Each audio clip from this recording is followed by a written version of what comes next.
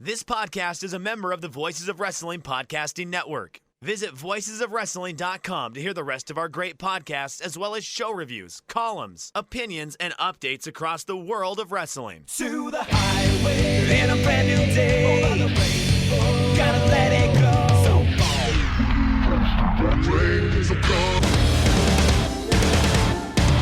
fast to finger down. Dance tonight together. Here everyone is singing.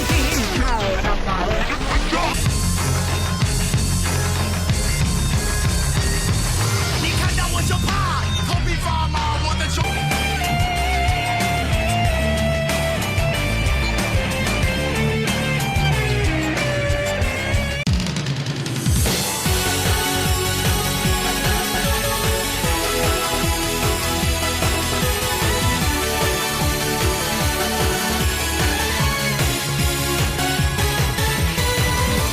Welcome back to Open the Voice Gate for July 5th, 2022. We are members of the Voices of Wrestling Podcast Network. You can find our podcast in the Voices of Wrestling podcast feed or on our own dedicated podcast feed on all podcast platforms and applications. You can follow us on Twitter at Open Voice Gate. If you'd like to donate to the show, click the link in the show notes. It'll take you to our redcircle.com landing site. You click the red box that says sponsor this podcast, and you can set up a one-time or recurring donation. No obligation whatsoever, but we would like to thank all of our previous donors. I'm one of your hosts. It's your old pal, Iron Mike Spears, joining alongside, as always, Case Low. In case we had a little bit of a summer break here, but it's good to be back recording with you. How was your holiday weekend now in your new apartment? Yeah, I'm stoked that we're recording again. We took a week off because I was moving. Well, it'll basically be 2 weeks by the time most people hear this. I moved 2 weeks ago. I didn't have Wi-Fi in my new apartment for 4 days.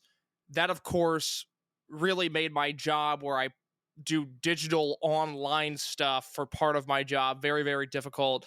I did, at one point, go to the public library to do some work. There was a man who was masturbating next to me. That, by itself, didn't freak me out. I live in the big city. Get used to it, kid. You know, it's tough out there. As someone who has worked in places that have been affiliated with libraries before, it just happens a lot. Like, so this is my logic. I see this man start doing this, and I'm not weirded out by that. I'm not condoning it, but I'm also it's part of life, kids. I was very thrown off by the fact that he did pull up pornography on his library computer, and I did not recognize the website in which he was using, and that was my gulp. I need to get out of here moment, because this seems like it's going to get worse before it gets better. I looked around. I saw there was a male employee there. I said, this is no longer my problem. I have satisfied my corporate duties for today. I am leaving before I see anything else. And I left. But luckily, although we missed an episode last week, or missed a week rather, I have Wi-Fi in my apartment. I have an in-unit in-window air conditioner in my bedroom, which has been delightful, as it did feel like 110 degrees in Chicago today. I largely just took a week off from the entire world of wrestling. Even Dragongate, I didn't really pay attention to. And then this past weekend, I sat down on my couch on July 2nd, and I watched hours of wrestling, non-Dragongate stuff, which I haven't done in so long. I watched some DDT. I watched some New Japan. I watched a bunch of Will Ospreay indie matches that were phenomenal. Will Ospreay versus Titus Alexander. If you have not seen it, go see it. It's on YouTube. I watched a bunch of stuff that got me fired up.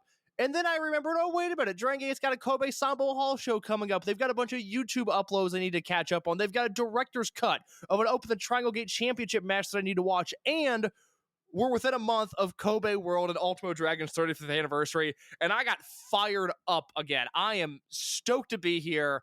4th of July is it's fine. Hey, not a lot to celebrate right now in America. But Mike, what about you? The last time I heard your voice was not on this show. You were doing the Voices of Wrestling Patreon instant reaction show for Forbidden Door, which was a phenomenal show, and I'm glad you let the Captain Rich Craich into your compound. But I haven't talked to you in a while. How are you? You know, I've been good. It was something that also coinciding our break was my birthday this last weekend, so that was really kind of fun. And yeah, Can we talk about the amazing birthday gift that you received, or is that off limits? No, my lady. Mike got real nervous for a second. He's gonna talk about his personal life. Yeah, no, my lady friend got me a personalized Spears Ovation sign that will be on stream. Yeah, but that's as much as I'm willing to go into it. It's really cool. All right. Hey, well, Yeah. hey, and people understand the story. I asked, you answered. We're moving on to the next topic. How else was your break? Dude, it was really kind of cool. I mean, it was not cool outside. I've been smothered by the hot, damp blanket for the last ever, but got to break out the grill for the first time in a while this weekend, so that was very fun. Yeah, Rich came and we watched Forbidden Door, and taking Rich to Cookout was it's a whole lot of fun when I get to take people to just like Carolina regional stuff when they come to town. So going to a cookout, that case, I'm an evangelist for this place to begin with, but being able to do that is such a delight, especially because this is the real Crockett territory heads will know this. I actually have a cookout that is only one lane and has a dine-in facility. It actually has tables you can eat in. It has a lobby, and that's an experience. So taking the captain to that was fun. And then yeah, the show with Joe and Rich was great. But yeah, man, I've kind of been like mentally preparing myself for how crazy this next month is going to be for Dragongate. I mean, it's something where I don't want to say it creeped up on us, but we're less than 4 weeks away from the Kobe World Cannon Hall weekend with Ultimo's 35th anniversary show. We have our first title match for that show, and then as well the Kobe World, announcing names all the time. It's July. It's a big month for Dragongate, and it's kind of a nice way to kind of get ourselves back into it this week. Yeah, I don't know about you. We talked right before we went on the air. I made sure that you watched the Open the Dragongate Championship match between Natural Vibes and Perros del Mal de Japon on June 26th. Chronologically, it makes sense to start there. It also makes sense to start there because I am so, dare I say, jazzed about this match that I just watched. Can we please talk about this before we get into our Kobe review and some excursion talk?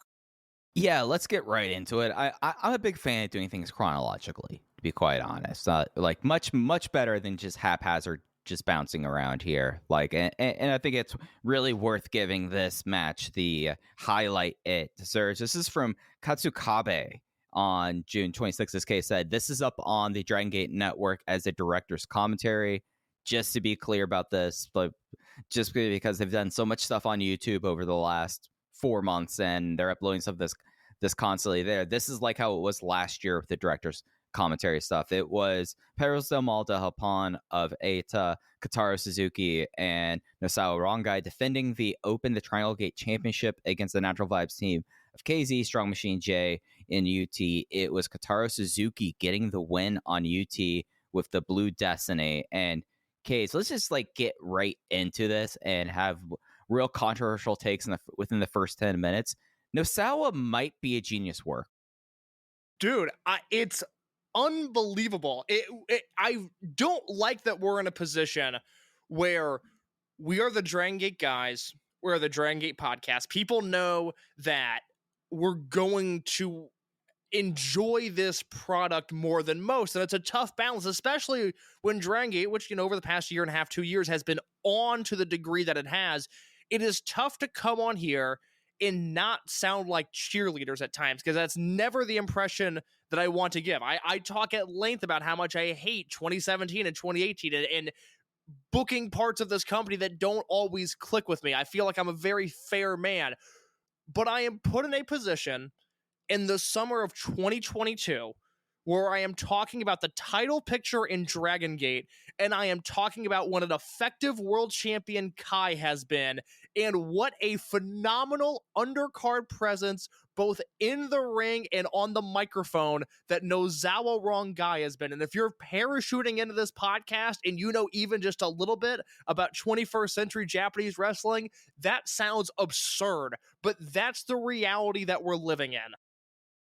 And it's something that I would argue that in 2022, we are seeing the after effects of great booking in 2020 about this. Like, this is a company that was able to recognize and its rookies' capability far beyond the capability that other promotions would put in them. When you look at RED, when you look at SB Kento, when you look at Madoka Kakuta. So the idea that this company is able to take presence like Kai and like Nosawa Rongai, be like, all right, you understand this one part of wrestling really well, Nosawa. You understand how to get a crowd heated up, and just getting him in a vein that lets him do that.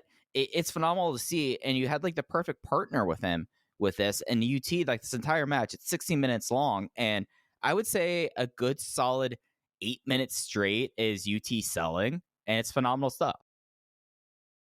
Nozawa's great. Kotaro Suzuki's great. UT is great in his role. But for me, this was the check cashing, the money coming in, and the swan dive into my pool of cash with my Strong Machine J stock.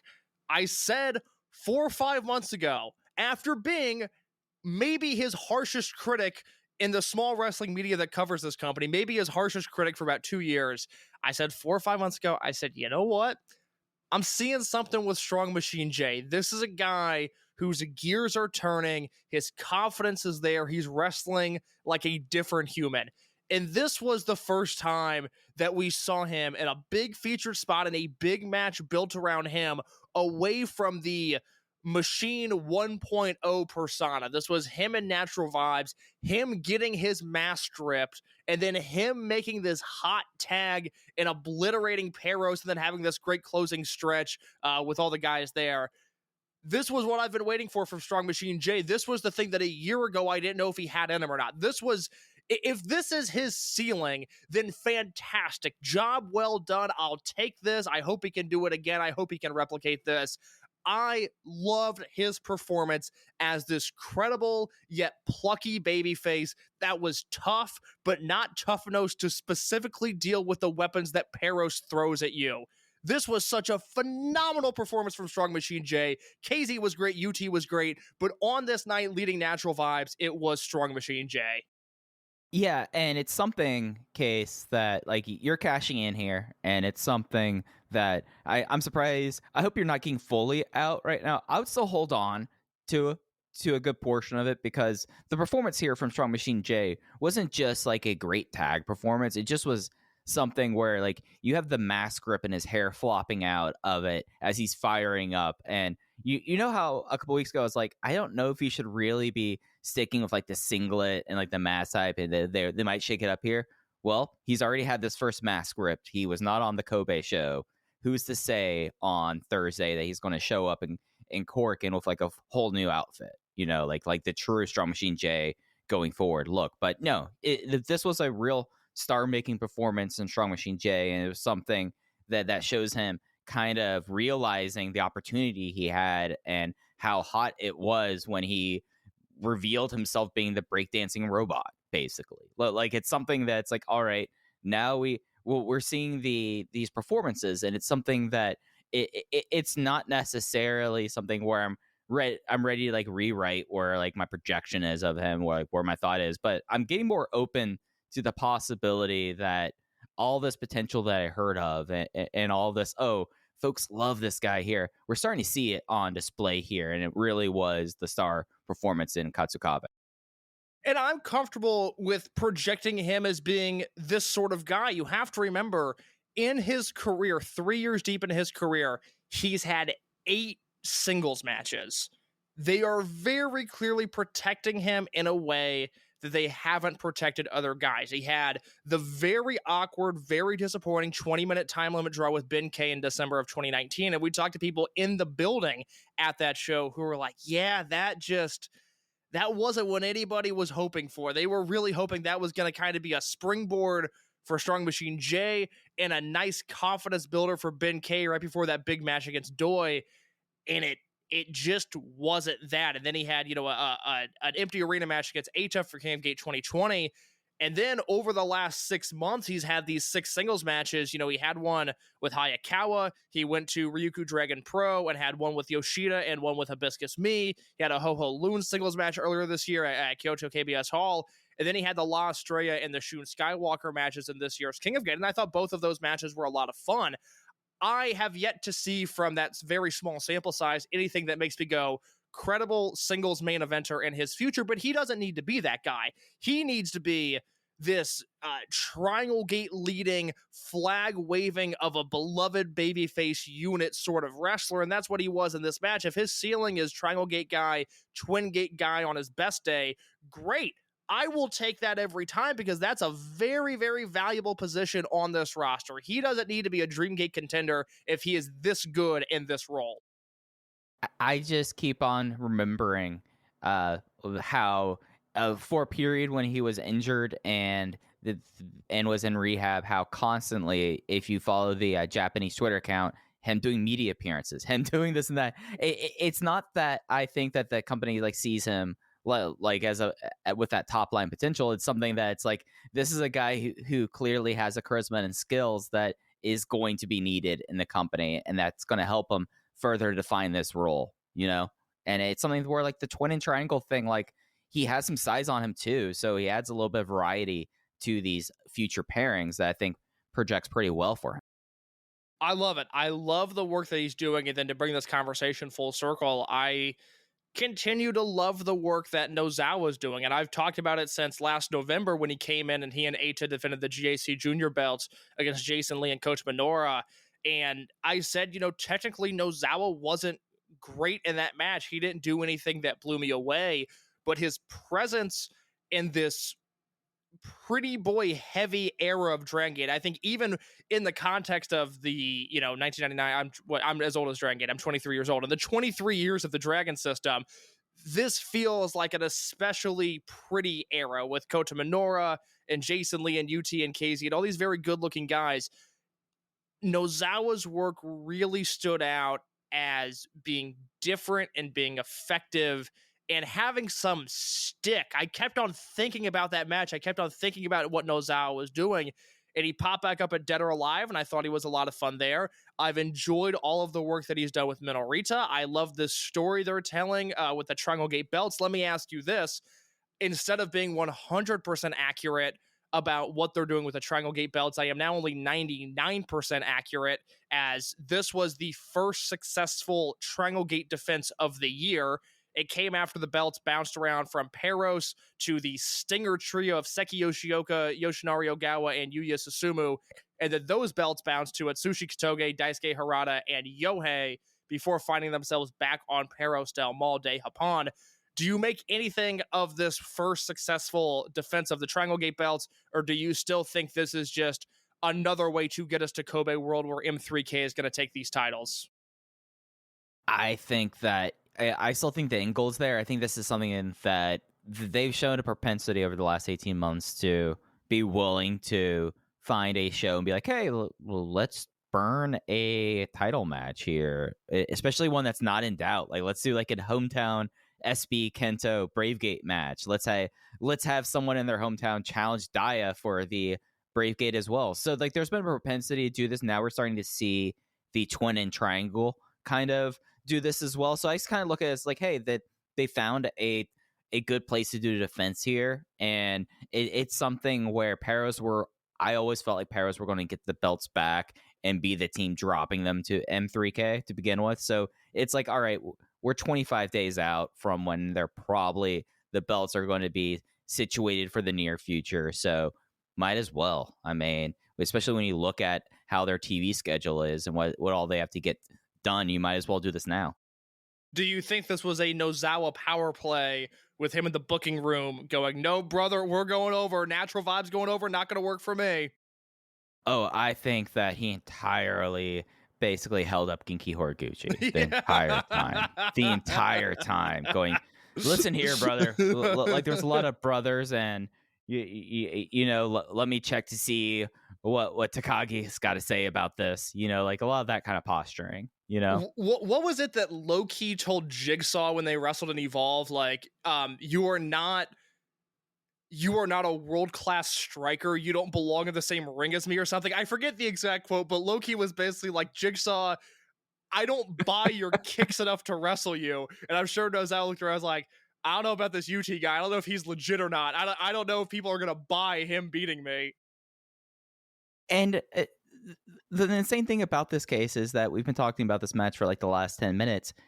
The one name who we have not brought up at all, and there's really nothing to talk about him in this match, but the one name that we've not brought up at all was KZ. In case, when was the last time that like KZ was like the sixth person in a Triangle Gate title match?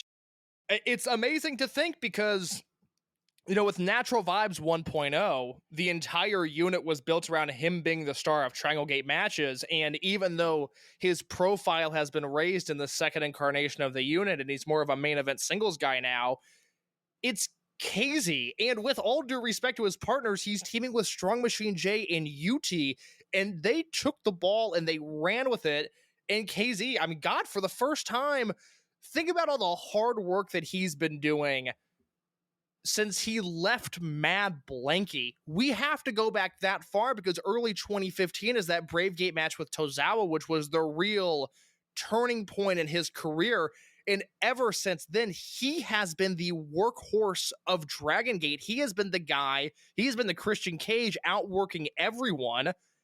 And this was maybe the first time since 2015 that you can point to a trios match that KZ was in, and he was the sixth guy in a six-person match. That's incredible to think about. Yeah, it's just something that I just can't remember the last time that it happened. Like, it might actually be 7 years. It might have been right as he defected to Daya Hearts. Like, it might actually be that. But I went 4.25 stars on this case. This was just an absolute delight, and it was something that we'll get into Kobe, but Kobe had good stuff on there, but nothing with that resonated with me as much as this Triangle Gate match. I'm at 4.25 as well. Easily a spreadsheet match, a ton of fun. It is on the Dragongate Network under the Director's Cut tab, and I will make sure, even though Mike uploads it, I'm going to tell him now to throw a link in the description in case people can't find it, but it is on the Dragongate Network in the Director's Cut section. Highly, highly recommend it.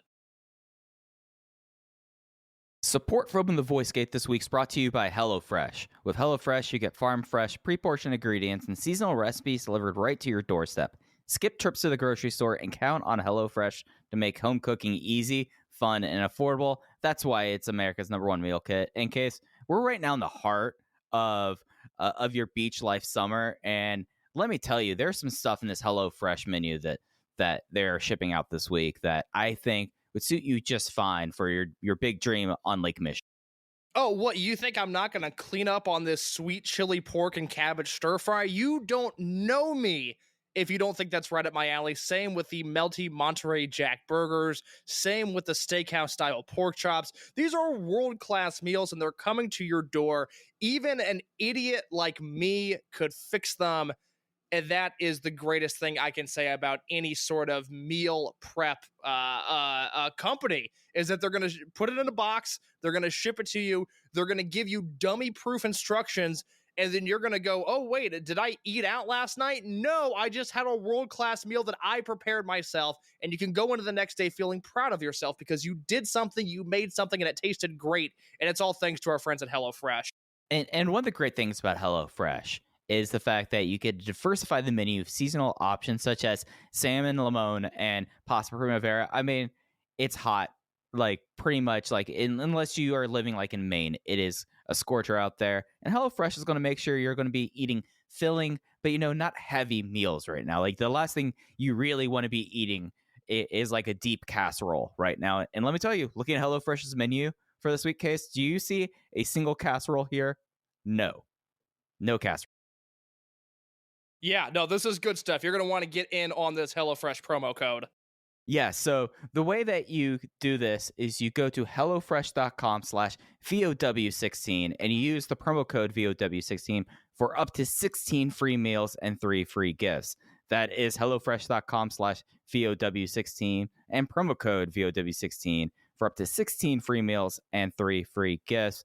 HelloFresh, America's #1 meal kit. All right, Case. So we did have a return to the ring and to the network this week. It's been a little bit of time off since the Okinawa trip, but they were back in the friendly confines on the 3rd. This will be up on the network until the 10th. And before we go down the card, Case, just off the bat, how was it kind of like getting yourself back into the groove of things with the show? Because this has not felt like recent vintage Kobe Sambo Hall show. I thought it was an okay show. I think I liked the card on paper a little bit more than I liked in execution. There's definitely a version of this show that hits a little bit harder than this one did, but I thought this was an okay show. There was some stuff that I really liked, and there was one match that left me with a lot of questions. Yeah, so getting into it, Case, I only got the name of the first future kid here on this. Takuma Nishimura was wearing black. I did not get the name of the kid in green. I wasn't able to find it, but we had a future match opening up the show. Did you have any big takeaways from the future match? Just that I continue to think this format is very entertaining, and I look forward to seeing these kids debut for real. Yeah, I wish I knew who Green's name was. It's just the way they do this sometimes. You're relying on others to find out the names unless you have a really keen ear. The guy who was wearing green had a little bit of prick to him. That was like the only thing different that happened in this 5-minute period of a future match, and it was nice to see it. Agreed. And then we had the official opener. This is up on YouTube into perpetuity. It was the full M3K. Mochizuki Jr. is back from his back injury. So Masaki Mochizuki, Susumu Mochizuki, Yasushi Kanda, and Mochizuki Jr. versus this collection of guys. Genki Horiguchi, Takashi Yoshida, Punch Tominaga, and Konamao Ichikawa. And it was Jr. getting the win via a double twister on Punch Tominaga. He's actually doing the work now. He's actually contributing to the finishing stretch and actually doing a little bit of effort. It's not just the sports dad throwing his son's limp carcass on top of someone. You know, we talk a lot about, when it comes to the younger wrestlers in Dragongate, how grueling of a training process this is and how polished these guys come when they debut, far more than any other Japanese wrestling promotion. But Mochizuki Jr. got to experience the true test of a Dragongate wrestler in this match. What spots can you do with Konamama Ichikawa? And I am pleased to announce that Mochizuki Jr. passed with flying colors. You know, I was a little disappointed that we didn't suddenly then get Ichikawa posting a photo with a infant Mochizuki Jr. That seems to be the thing that they're doing, is each time everyone does a match with him, they post a photo of him as a baby. So you would think that maybe he's been thinking about, what am I going to do to stalker Ichikawa most of his life? You know, that is something that he was the one person in the world who's probably fixated on that. So he's probably had at least 15 years of playing on how he's going to beat up this geek. Here's my counter to this, and this is why I respect Masaki Mochizuki so much, not only as a man, not only as a wrestler, but as a father. Would you hand your baby to Stalker Ichikawa? He was like the first person on the roster to get married. So he was mature at a young. And how did that work out for him, Mike? I mean, his ex-wife had to bail him out of a lot of Aware Gate matches, Case. So not well. Not well at all. I'm just saying, if I would, like, I think about me as a child, and I was a very sheltered individual. I was afraid of a lot of things. I still am afraid of a lot of things. If I was under the age of 13 and I saw Stalker Ichikawa walk by me, I would be terrified. We're numb to it. Okay, we not only know what this man looks like, we love what this man looks like. Can you imagine a child seeing this man? I would want no part of that. So here's a thing that I don't directly refute the argument you're laying down here, but I think you're making an assumption that Masaki Mochizuki kept Mochizuki Jr. away from Konamao Ichikawa until the age of 13. And with the photos, I have a reasonable belief that Mochi has took his son around everywhere. So I feel like he was inoculated with exposure therapy to Stalker Ichikawa over the period of his entire life. So I feel like that probably helped it. Like, he probably was like, oh yeah, there's Ichikawa. He's a wimp, you know? But like, he's probably seen this guy for so long here, so it wouldn't be such of a shock. I don't know. I trust Genki Horiguchi with my life. I trust Genki Horiguchi with the life of my future child. My future child, why don't you look at another direction when Stalker Ichikawa's walking by? I don't want you seeing that. The eyes over there. It's the Vince Vaughn earmuffs, but it's the visual version of that. Shield your eyes, kids. Look down to the floor. Check exactly. your shoelaces. How about M3K? adore this unit. I love what they're doing. I thought the double twister looked great. That was a move that if you would have pitched it to me just verbally, I would have been like, no, that's not going to work. That's not how bodies move. But they pulled it off and it looked great. Yeah, no, it was something that, like, that was, like, the neat thing. Like, now I want to see other ways that Mochi's just going to make his son half perform his finishing moves. And that's very exciting now, knowing that they have a good-looking double twister. Let's do a double Senkaku Gary to the head, you know? Like, or the triangle kick, double triangle kick. I think there's a lot of opportunities here.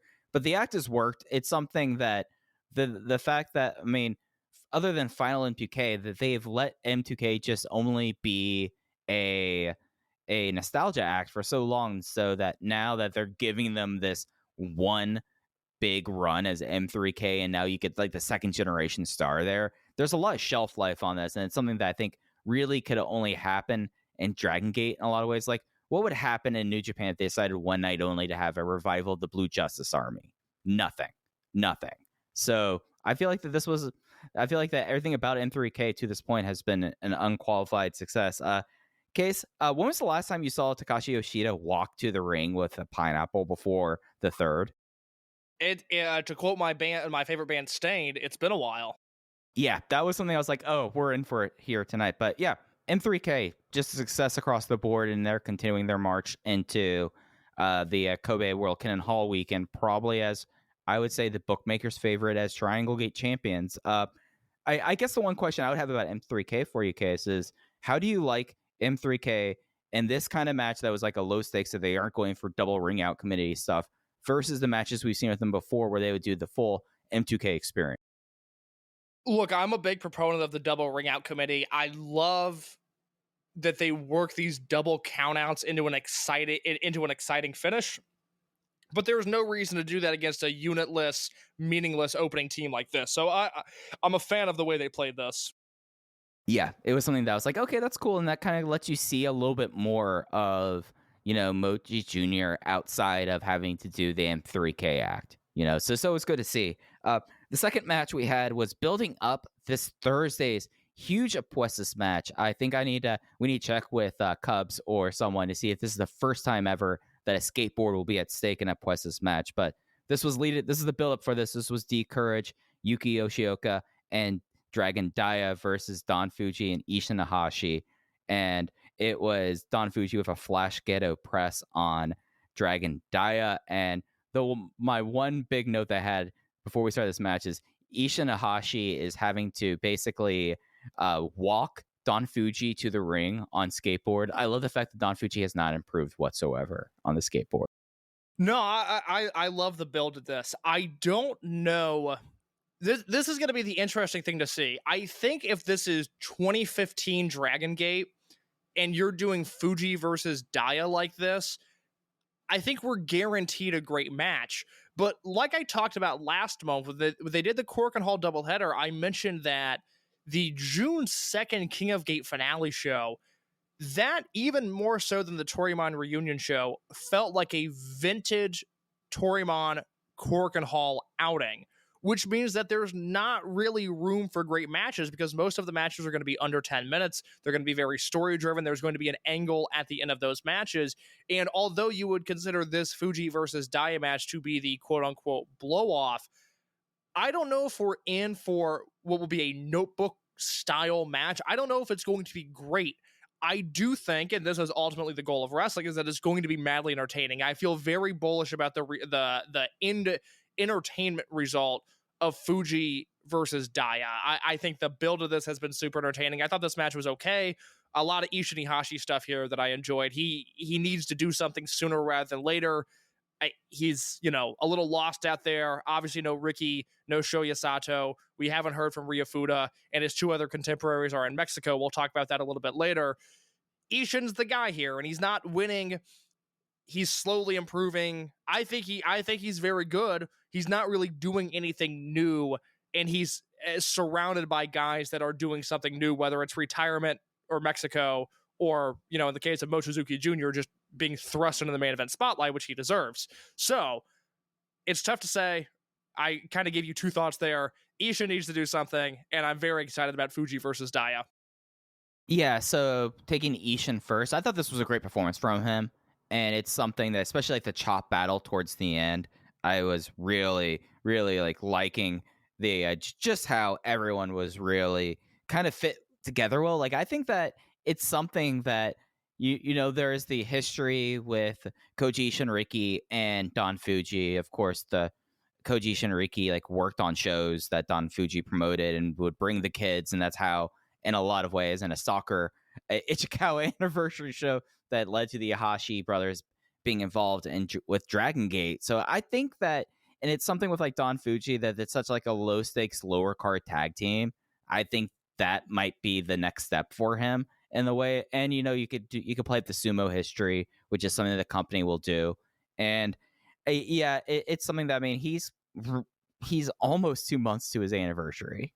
Like that's the wild thing about it, is it feels like that it's been a lot longer, but it's something that's like you're coming up on a year. It's about ready. Like I was ready for the next step before Riki Hashi left. So the next step for Ishin, it needs to be sooner rather than later. And yeah, I'm with you with the Fuji and Daya build. It's all very, very good. It's going to be a character-based match. I mean, you have a Dream Gate match happening later on the show. This is not going to get 25 minutes. It's not going to have a whole lot of blood. It's probably going to have a lot of comedy spots with Don Fuji not being able to skateboard. So, and Ryo Saito is the referee for that match. Right? Yeah, honest GM Ryo Saito. So he's a good man. Yeah, we'll bring back the poll next week, because we might need to do we might need to call a no confidence vote. If he betrays us here, then he's not going to be an honest man case, and I can't discount. I, of course, knew what his plan was all along with the Triangle Gate belts. I know he was sweating it out, but I knew they would find their way back into Dragon Gate eventually. So thumbs up for GM Ryo Saito. So after that, we had a singles match, Benkei versus Eita. Eita won with a low blow Imperial Uno, and it was decent but weird. Okay. Let's do an exercise. Okay. I've got some data here.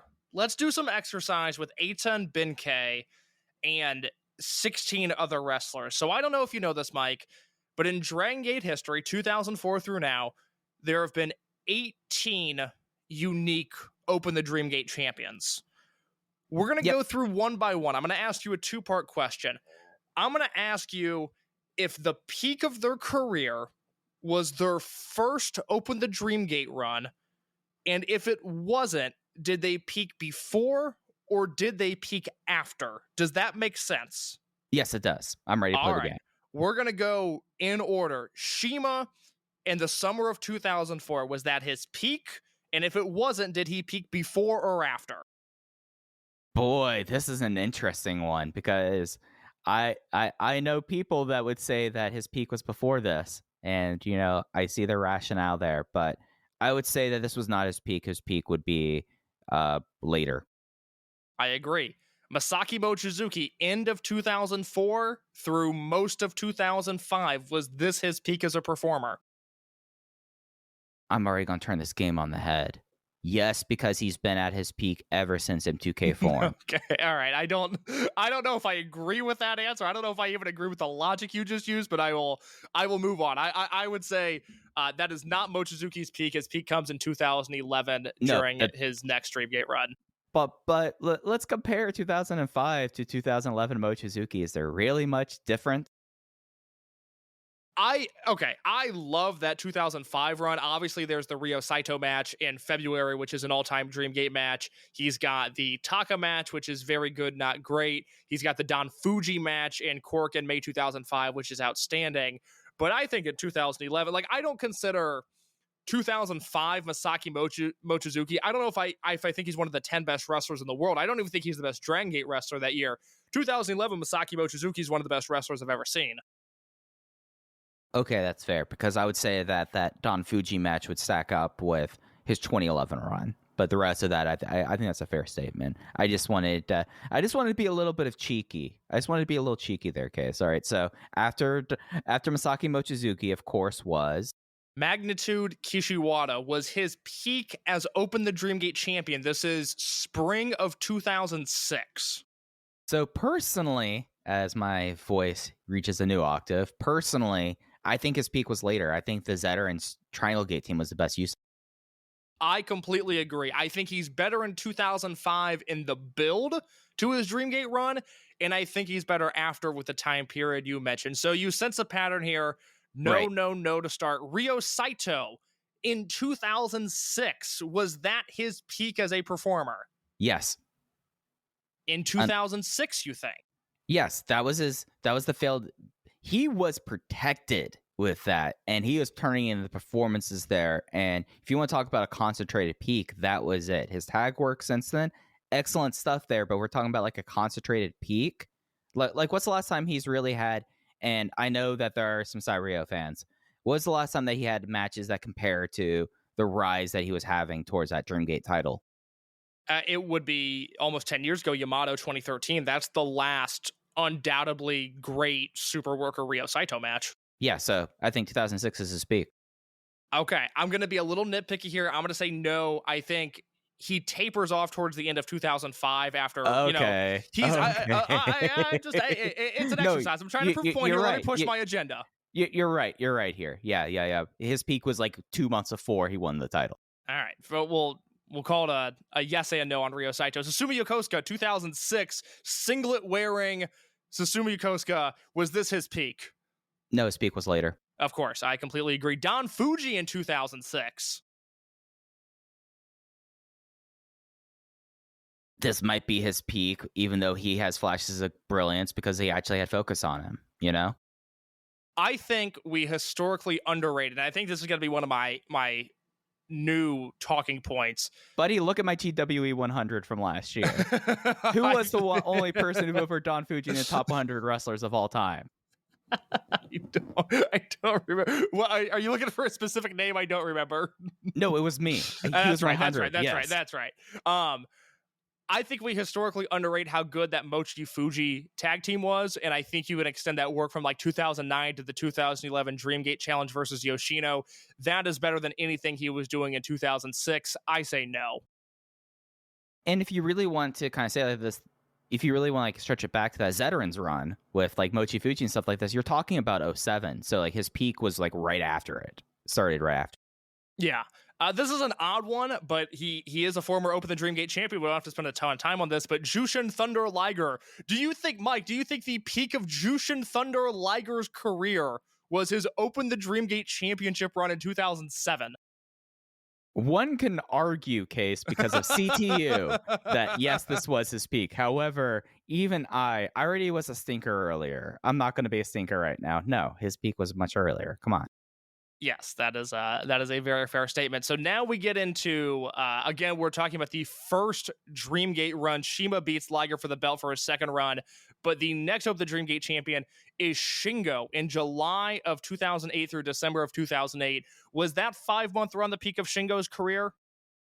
No, that's not the peak of his career, but one can argue that there's not much delineation of that.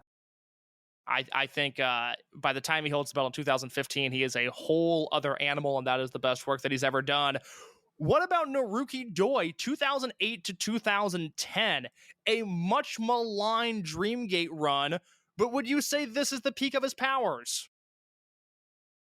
Man, I hesitate to say it was, even though... no, it wasn't. No, his peak arguably is like right now. Like right now dating back to Doyama. Yes, I completely agree. I do not enjoy his run as Dreamgate champion. The Koji Kanemoto match was good. The Akibono match is one of the 3 worst Dreamgate matches of all time. Sounds like an Akibono match. What about Yamato's first run, March of 2010 through July of 2010? The best work of his career or no? Oh, man, because I'm a Battleship Yamato fan above Face Almighty, but heel Almighty Yamato was his best run. So no, later. Yep, I agree with that. Let's keep going through the list. What about Masato Yoshino in 2010? It makes so much sense now to go, Masato Yoshino, Dreamgate champion. Of course he was. But his first run in 2010, a little bit unproven as a main eventer. He held the belt from July of 2010 through April of 2011. Was this the best work of Masato Yoshino's career? He had some strong matches, but 2014 was the better run. I completely agree. Speaking of 2014, that's where we jump on this timeline. An interesting question here. I spent a lot of time going back and forth because right now I look at all these names. We've talked about 11 different unique Dreamgate champions at this point. I have said no, their first Dreamgate run was not their peak of their career for everyone at this point. What about Ricochet in 2014? Well, I think the next two ones we're going to, because the next most recent new champion, I feel like we can talk about them both in concert if my order is right, Case. I think you're forgetting one. I'm now going through my head because it goes Ricochet to Yamato, Yamato to Yoshino, Yamato to BB Hulk. Yamato to BB Hulk. Oh yeah, no. So the next one would be these two. So yeah, it would be BB Hulk. So the two most ones we're talking about, Ricochet and BB Hulk, and I think the two of them have very similar arguments to say that yes, this was their peak.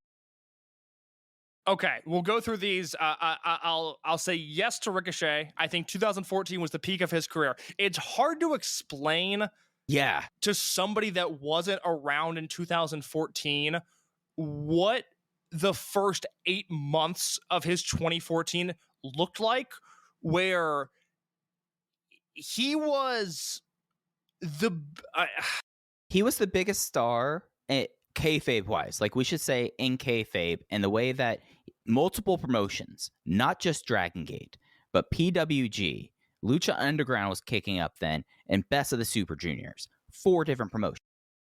I mean, look, he won a Super Juniors as a non-contracted New Japan guy. He won a Super Juniors with the Dragongate nameplate next to him, and that's absurd. Yeah, and then he followed up by winning Bola. Other than, like, there's the era of Punk and Danielson in Nigel, I'll say. And then there's, like, Steen, Generico, and the Young Bucks. There's those tiers of indie wrestlers. And then there's 2014 Ricochet, where it's just, this guy was such a big deal and came across like such a bigger star than everybody else. And like you said, Dreamgate winner, Best of the Super Juniors winner, Bola winner. The entire company of Lucha Underground was built around him, and for the first season that mattered. I went back and forth of if this was more impressive than his 2016. I side with 2014 Ricochet. No. And oh yeah, concurrent open the Freedom Gate and open the Dream Gate champion. And oh yeah, by the way, first ever foreigner to win open the Dream Gate. As for BB Hulk, I think he peaked earlier. I think his 2009-2010 stuff, basically World 1 formation through the hair match with Shingo, I think is better than what he did as Dreamgate champion, even though I like his Dreamgate championship run.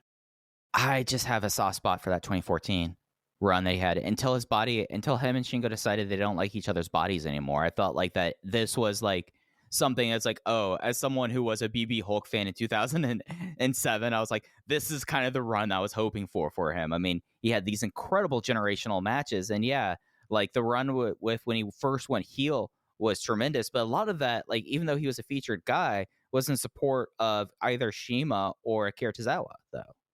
Like, this was him by himself, and I feel like that's why it was his peak. Okay, so this is a long exercise, but I did this for a reason, and we're getting into this group of guys now that are in the primes of their careers. We start with Pac. Do you think his Dreamgate run is the best work of his career? Unequivocally.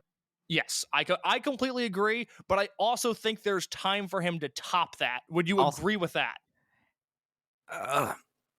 If in a scenario, I would say in a scenario where everything was lined up to be completely complimentary to him, he could be one of the biggest stars in the world. But the thing is that it's just like, that's not the reality we live in, sadly.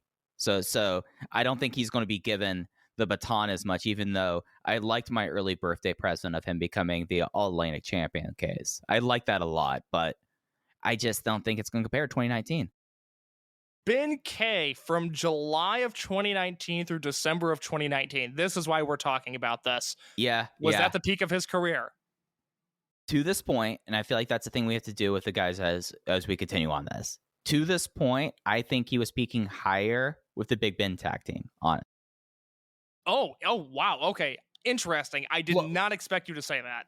I would have to go and get my notebooks out for 2018 and 2019 case, but if I were to go back and look at the Twin Gate matches around Big Ben and compare them, other than, let me see, you had, Christ, he had like 4 great Dream Gate defenses. That's the thing. So it was Ben versus Yamato, which was cold in build but great in execution. It was Ben versus Mochi, which similar theme, cold in build, great in execution. It was Ben versus Yoshino, which at the time felt like it could go either way. And then it was Doi and Ben, where we felt like there was a 99.9% chance that Ben would win, and then Doi upset him. And that's coming off of the Great Pac match. Yes. So, maybe I'm trying to cheat the rules again here, Case, but I'm doing this with good faith. Maybe I would say like it was during his peak that started before. Fine. I'll give me a yes or no for Ben K. No. Yes. I know. Yes, I agree. We're gonna go with a yes. We're almost done here. Stick with us. Eita was his brief Dreamgate run, the best run of his career. Yeah. You think so? I mean, rewatching T&E tag teams are great, but when you compare like singles work to tag work, to be honest, especially in the way it was, like Eita was able to kind of transform the company. It felt like during COVID in a certain way, where RED coming into this when Pac wasn't around, it wasn't necessarily feeling as vibrant, but then coming out of Lapis Hall and especially with like Memorial Gate, it felt like RED was ascendant at that. Do you think the work that he did in 2020 is better than the run of May 2016 with the Tozawa match through the Brave Gate win over Maria at World 2016? That 2-month period where it's him and Tozawa, him and Susumu, him and Tozawa again, him and Liger, and then him and Maria. No, I'm still going with the Dreamgate run. Interesting. Yeah. Because longer, you have the Doi title win, which was excellent, which was the first normal circumstances we're talking about the fear with that match, right? Yeah. And then you have just the entire angle leading up to Shun Skywalker winning, and then the whole 3-way generation war happening in the middle of that. And like RED, like the remainder of RED there, like he's still at his peak, I would argue. That's a very interesting take. I'll put a pin in that. We're going to circle back to it. Real quick on these last two. Shun Skywalker, know his Dreamgate run wasn't his peak. He's doing the best work of his career now, and I think he's only going to go up. And Kai, holy shit, I can't imagine it gets better than this. Do you have any disagreements on Skywalker or Kai? No. And Skywalker's the one person I'd say we can't say that yet because he's way too young. But to this point, yes, he's doing his current best work of his career, right?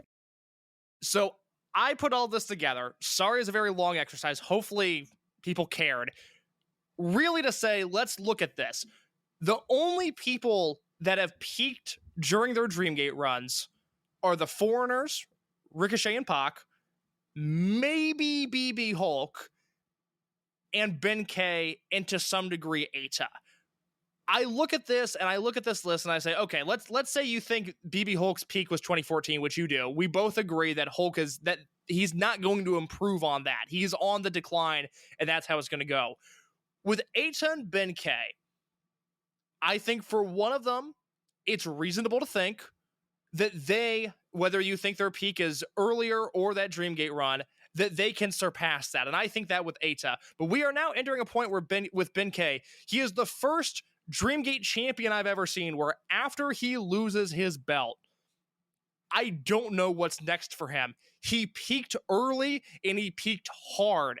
And we are now almost, well, we're 2 years after his Dreamgate win, and we're approaching, the anniversary of him losing that belt in December. It'll be 3 years there.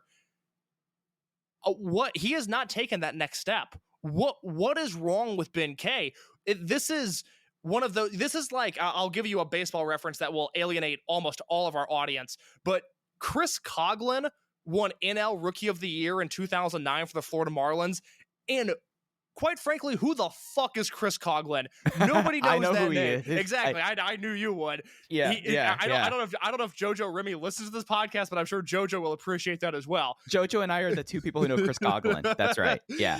Chris Coughlin was this guy who had this amazing rookie year. He looked like a future superstar. He looked like someone who could be a perennial, like he was not fast. He wasn't like super fast, but he was smart on the base pass. You're like, oh, this guy could be 20 home runs, 20 stolen bases for the next 10 years. You would have thought of this guy as a guy that's going to be in your life for a long time, and I think we thought about this about Ben K. And look, I stand by everything we wrote and everything we said about him in the build to his Dream Gate match, because not only was it great work by us, I'll pat ourselves on the back for that, even though I hate most things I do. Ben K was that guy, up through winning the belt and up through losing it to Naruki Doi. But we are on this long, dreaded path of going, what next? And you can always heat him up. He can always be a Dream Gate challenger, but that's not interesting. And this is a company where the baseline is so good, I care about whether you're interested or not. I can watch good wrestling up and down this card. I can watch good wrestling on every continent on Earth. I care about whether you're interested or not. And right now, Ben K is not interested. And I thought this match against Eita was bizarre. It was flat. It was dead. This used to be a protected match. This is like 2 years ago, this would have headlined Gate of Destiny. And it was just this weird third match on a Kobe Sambo Hall show. It didn't feel hot. It didn't feel intense. It was staring us in the face. What is wrong with Ben K? Sound the alarms. I'm not worried about Eita. I think Eita, as a babyface main eventer, can do the best work of his career. It's just a matter of when they want to flip the switch on that. I don't know what they do with Ben K now. Yeah, and the thing that makes it even more bizarre about this match, insanely flat match, except for 2 moments. When Overdrive the Mirage hit, it was the loudest I've heard a crowd clap for a theme. Like, the crowd was insane for Eita coming out here. Eita is sickeningly over to a disgusting degree, which, speaking of disgusting, the time that the crowd like started screaming, like there were audible screams when it looked like they were doing the tease of Eita usually turns it into the flapjack from the top rope and said Ben K made a tease. He was trying to suplex him over the turnbuckle to the floor 10 feet up. That was the 2 times during this match there was any sort of crowd response whatsoever. I can't believe it. You know, I saw this card before I watched the show, and I thought, oh my God, Eita and Ben in the third match? At first, I thought, well, there's going to be a big angle. There's no way we get a finish, and we got a finish even if it was a murky one. There's no way I anticipated a boring 12-minute match, which is what we got. That's not what these guys are supposed to do. And we just started this podcast raving about how good Perros has been as an act, so it's hard for me to put the blame on Eita. I put the blame on the guy who for 2 years now has been, for lack of a better term, a weirdo. And it's something that I know that people who, you know, if you're not like day in, day out with Dragongate, you look at Ben K and you're like, how is he not like the champion? How is he not the guy? Well, they tried with him. But Dragongate is a company that requires certain abilities that Ben K fell flat in doing. Like that's why I won't apologize whatsoever about our coverage back then, because we weren't exposed to the fact that Ben K might possibly be one of the worst talkers in the company's history. And the fact that case, do you remember when like we had, I forgot if this was something that was talked about on air or not. Ben K would like do columns as champion and people would be confused about like, how does he write this way? It's just something that just does not work in this field here. Like you put him in New Japan or somewhere else where you don't have the different challenges that you would have in Dragon Gate. And yeah, the people who parachute in, you'd be absolutely justified in saying that about Ben K. But it just doesn't work here. And I think he's going to be adrift until, something changes. Maybe some sort of character change, or this is just kind of where he's at, because he turns 31 this year. He's someone with, it's out there, many diagnosed concussions of Dragon Gate. Like as a rookie, he was taking time off because of concussions. Like I just think this is what Ben K is at this point, because how can you do much more with it? You can get away with his flaws once at the top of the card, and we saw that. We saw that Dream Gate run, which was phenomenal. You were taken aback when you looked at that match listing. You can't do it again, and I find it very funny in a morbid way, given the real-life relationship between Ben K and Keisuke Okuda, that they are both suffering from the same issue.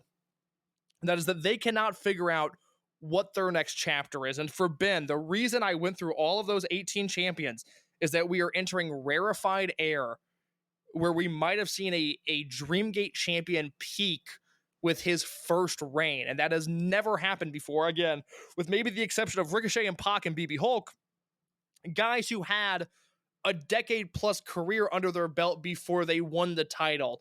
Ben is the first guy we've seen that was handed the ball, ran with it, and once he lost it, he might not ever be able to get it back again. And in the history of Dragongate, I think that's very interesting. Yeah, it's something that he's just such like a unique guy when you compare everyone else. Like, if you think about the company like in eras, like there's like not anyone else that like he's such an outlier. He was so much older. He is such a different profile, and it's just part of that profile is the guy is an awful promo, and we might have witnessed that because I don't think they'll take that risk with them anytime soon. The last match pre-intermission was an 8-man tag. We had the Kobe Kung Fu Masters, Jackie Funky Kamei, Jason Lee, Ho Ho Lun, and Super Shenlong III versus the Z-Brats team of BB Hulk Hyo, and they opened the Twin Gate champion Shun Skywalker and Diamante.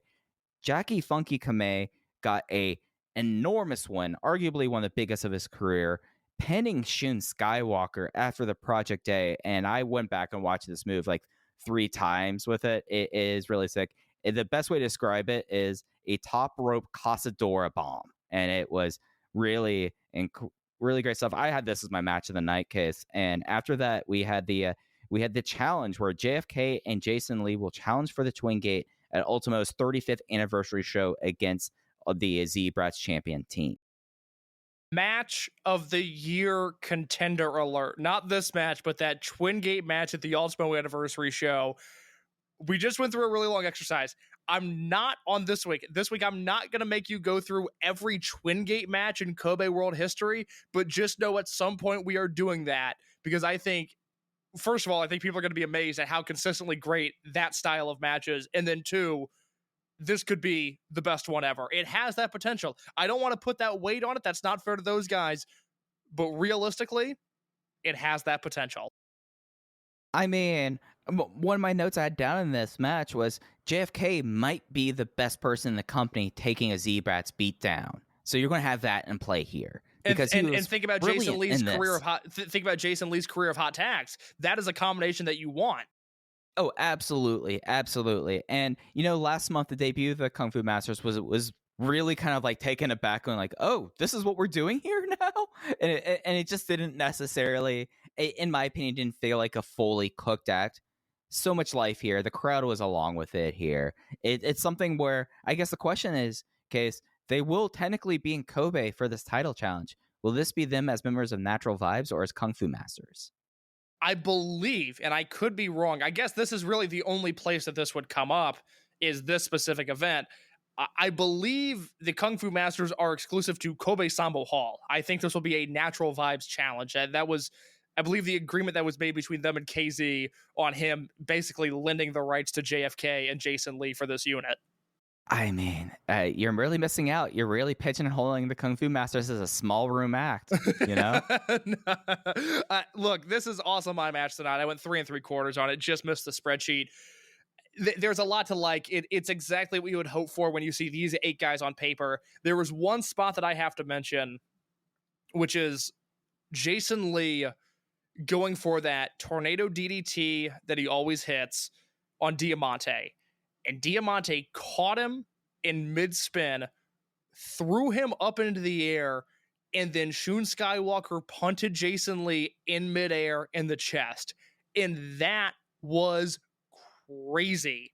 And if that is the table setter for what is to come, we are going to be in for a truly special Twin Gate match at Ultimo's anniversary show. Case, you've been getting better at gifting, I would say. I mean, we'll talk about one of the matches you had gifts on. Yeah. We'll talk about this here. What we really needed was the GTA wasted graphic, right? Whereas when Shun connected, it was. I had to rewind it. It was such a gnarly looking spot, but that is just what I have come to expect from Shun and Diamante together. That's the kind of beating that I expect Jason Lee to take. I love this match. Go watch it. It's the one thing on the show that I think is essential viewing. And then we got back from intermission, and we had a preview match for the Open the Dream Gate title match on Thursday. It was Shuja Kondo, the Dream Key holder, the number one contender, teaming with Madoka Kakuta against the Open the Dream Gate champion Kai with SB Kento. It was an authorized Ganosuke clutch on Madoka Kakuta in less than 7 minutes. First of all, awesome finish. Kakuta goes for the Hand of God Lariat. Kai goes right into the Ganosuke clutch, pins him. That looked super clean. Second, normally during Korakuen Hall weeks, we just wait until the Korakuen show to record. We rarely get to preview them anymore, but we missed last week. I wanted to record before we get to Korakuen Hall this week. Your prediction, Mike, Open the Dreamgate Championship 2 days from now, Kai versus Shuja Kondo. Who is leaving Tokyo with the belt? At this point, it has to be Kai. I'm with you. I'm with you. I would love the Kondo run. I think it would be fun. It would be fun even if it wasn't logical. But we've entered a point where I'm really emotionally invested in this Kai run, and I think it has to continue. And it's something that for like Kondo, him coming in and like immediately like being a 3-week champion and losing it probably. Like, I don't know what you get out of Kondo unless you think that Kondo's going to be a long-term champion, which I don't think the booking has ever been there for. So I just can't wrap my head around Kondo winning this.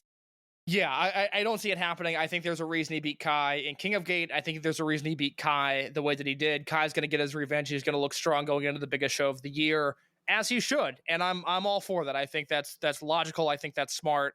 And it gets Kai holding the Dreamgate belt longer, which at this point is kind of what I want. And it's something that this company has shown to do in the COVID era, that they've been running more in Korakuen and they're willing to do matches like this. There's a reason why if you track back to March of 2020, they've had the highest average attendance there. So it makes sense. And where can people find out more information about average attendance in the COVID era, Mike? Well, the great thing is that there's this project I'm doing at Spearsovations at spearsovations.ghost.io. Case I tried to buy Spears.zone and they would not let me this week. That was going to be a birthday absolutely present for devastating. Yeah, I've been analyzing that, and I'm going to have a second edition of it coming out soon, talking about what happens if you weight the amount of shows running Korakuen and then doing it as percentage of the attendance as percentage of the restrictions as well. So spearsovations.ghost.io. Anyways, Case, I did not like this match at all. I thought this match was bad. I thought that Madoka Kakuta looked as lost as he's looked before, and just the crowd was absolutely dead for this match. It just felt like, okay, we got there. The finish, as you mentioned, was a lot of fun, but I was not feeling this match at all. Interesting. I did not really have an issue with it, but that is, what do you think? Do you think it's an issue with Kakuta, or do you think it's an issue with Kai and Kondo in terms of the crowd not being into it? I think we had that, and there was like the bizarre like KOTs on SBK that they did for like 2 minutes in this match, in like a 7-minute match. So like it's something that like this Kondo title shot does feel a little bit of a sudden thing, even though he got the win in King of Gate, and historically that lets you get a Dreamgate shot. It's just you have Kakuta teaming. It was something where it just was not working. And the match they put on, I don't think was like the match that really was needed here. Like doing the Ganosuke clutch on Kondo would have been something been like, oh, reminded people that this is how he's been winning matches. And now that Kondo has faced it, can he get out of it? But you do it to Kakuta, and it's just like, oh, yep, there's his flash pin again. What about the main event? What do we think of the finale to this Kobe Sambo Hall show? Yeah, so this was a 3-way trios match. This was a single fall trios match, not the historical multiple elimination ones. It was Natural Vibes, KZ, UT, and Big Boss Shimizu versus High Ends, Yamato, Dragon Kid, and Benkei versus the gold class team of Kota Minoura, Naruki Doi, and Minorita. I really enjoyed it, Case. I thought this was a lot of fun. The finish was the gong by Minoura on UT. And we got 2 different Minorita chases in the same match. I mean, it's very hard for me to dislike a match that they decide to play off that trope the entire time. Yeah, I think normally when we see this style of match, we expect it to be some sort of epic. And in no way that's what I was hoping for. I was kind of hoping this would have the tone of a big Korakuen Hall main event and not necessarily a Sambo Hall main event, but they played it towards the home fans. They played the fun version of this match, the version for people more so in the know, I think is the fair way to put this, which makes sense. Kobe is their home base. That's exactly what they were doing. I still thought it was very good. I gave this 3 3/4 as well because of the really hot finishing stretch, but I could see this being a disappointment if you were expecting something great. Yeah, I had both this and the 8-man tag at 4 flat. They were playing to me in these matches. Like as you say, they're doing it for the hometown crowd. Yes, no, I was clapping along when Minorita was getting chased by Big Boss Shimizu, and I had a note. I was like, what if Shimizu, recognizing the reality of the situation, just decided to stop and Minorita just ran around into perpetuity? It just became a 3v3v2 match. Like, you don't expect these things to happen, Case, but they put it in front of me. I adore the Minorita Yamato chemistry so much. We're at a point in Yamato's career where I think he's looking, Yamato himself is just looking to be entertained, and I certainly have an uphill battle with being entertained by Yamato at points, but the Yamato Minorita stuff connects with me every single time, so I was happy that we got some extended play between those two here as well. Yeah, it just was a good vibes match, and it had the right amount of fun there for me as well with that. That did it for the Kobe Sambo Hall show. It was a good time. I mean, the big thing really is this week. We've already touched on both the matches we know ahead of time. The Korakuen Hall on the 7th, it has the Dream Gate title match. Kai defending against Shuja Kondo and the Apuestas. Skateboard versus hair match. Don Fuji puts the skateboard up against Dragon Daya. Case, do you have any other things you want to preview on this on this upcoming Korakuen Hall before we move on to excursion stuff? I'm looking forward to it. I think both of the matches that we have are going to be a lot of fun. So next week should be very interesting. We might have a new Dreamgate champion. We might. I might win Powerball, Case. I mean, a lot of things might happen. All right, fair point. Hey, Yuki Oshioka is still carrying around that trophy that the Lek Corporation brought. Like, you don't have that guy laying or standing in the rafters waiting for this like that blatantly, unless he might be the one getting the bigger match. Yeah, well, I think Yuki Oshioka is going to have a very good July. I don't think you have to worry about him. Just give it 2 or 3 more weeks, and I think he'll be doing all right. Yeah, and speaking of people who had really good July so far, let's talk about Excursion, Case. We are starting to get the first matches of Takuma Fujiwara and La Estrella's Excursion. We had really 2 big matches that we wanted to talk about. One of them kind of got on the it made some buzz from Big Lucha Banditos promotion. Then we also have another tag match here. So Fujiwara and Estrella, now that they've kind of been situated in Mexico, what are your big takeaways from these matches? That Takuma Fujiwara is really, really good, and we've known that, and we've said that for a long time, but watching him work with wrestlers that are quite frankly beneath him, as we've seen, I don't think you've seen the specific match that I'm referencing, which is Fujiwara, Estrella, and Black Shadow 2 against Cyberpunk, Rocky Santana, and Vengaza. Did you see this match? No, I haven't.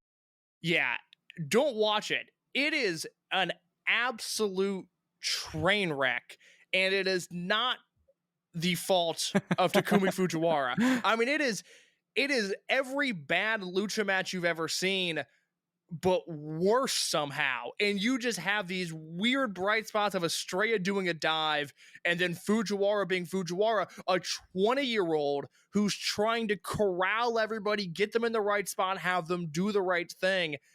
He's just better than the competition that he's working against. And I think you see it in the singles match against Junta Milwaukee, where Junta's a nice kid, a nice little prospect. If I were Noah, I'd be psyched that he's in the pipeline, but I watched the singles match of him and Fujiwara against one another, and I just thought, oh my God, Fujiwara is just on a different planet. He's just so much better than this Noah kid, and I like the Noah kid. There's nothing wrong with him.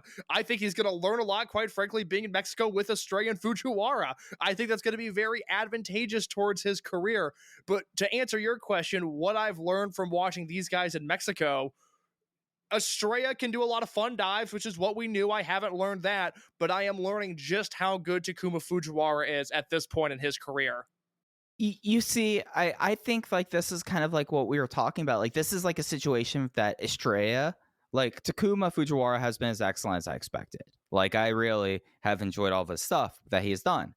But with like La Estrella, I think getting him into a place where like the perfectionist quality isn't as evident, for lack of better words. Like it's not just like, oh, this is the company where Masato Yoshino says don't fuck up, I never fuck up. This is not where he's at right now, and I think like that pressure off him. I mean, the fact that he could just walk around in a t-shirt, I think like has helped his confidence too. Like I have not yet seen a La Estrella match in Mexico where he's not wearing the sleeves cut off of a Dragongate logo.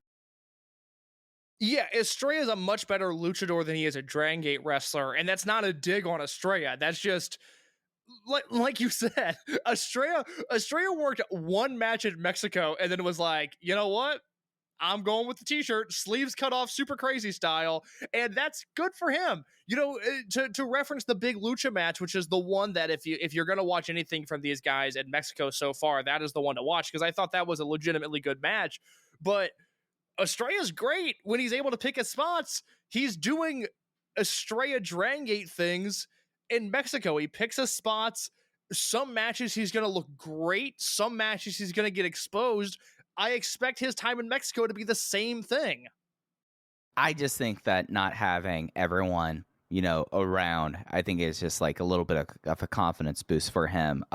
The one thing I was going to say about Miyawaki, like there was this match. I don't know which promotion it was, but it was Fujiwara teaming with Miyawaki against La Estrella and Rey Quetzal, who like the first time that really they split up Fujiwara and Estrella, and it's something that like Fujiwara was just playing it up for a crowd that very much was going to cheer for their hometown luchador and Rey Quetzal, and he was totally game to play Rudo and did a great job playing Rudo. And Miyawaki was doing good stuff, but it was like, oh, not a lot of character stuff coming out here, not really acting like a heel. He's just going out there and grabbing a hold.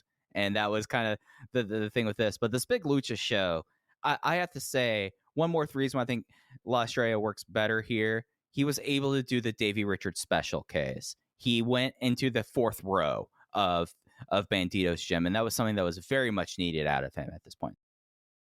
Yeah, this is a show I was watching live because, look, I'm into the big lucha. This is a promotion since their debut show.